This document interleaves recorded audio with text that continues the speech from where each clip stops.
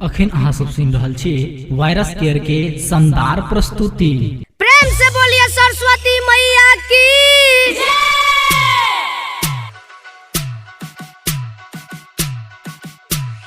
जय मैया जय मैया जय मैया जय मैया। हाँ श्वेत कमल पर आसन लगा के, श्वेत कमल पर आसन लगा के बाटे छै सबके ज्ञान। जय मैया जय मैया जय मैया जय मैया जय मैया जय मैया जय मैया जय मैया। प्रेम से बोलिए सरस्वती मैया की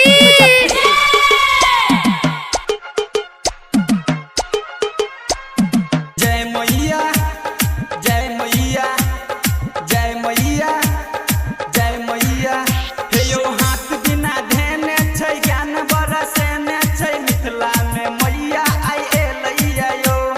चलू चलू भैया भौजी माँ के दर अहूँ चलू, सब पर दृष्टि माँ रखने छै यो। हाथ बिना धेने छै ज्ञान बरसेने छै मिथिला में मैया आइ एलैया यो।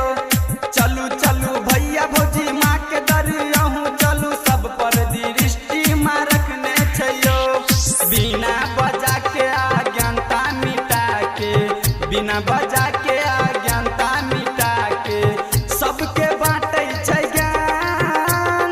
जय मैया जय मैया जय मैया जय मैया जय मैया जय मैया जय मैया जय मैया जय मैया।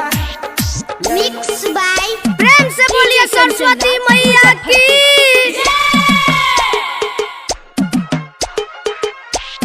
जय मैया जय मैया जय मैया जय मैया।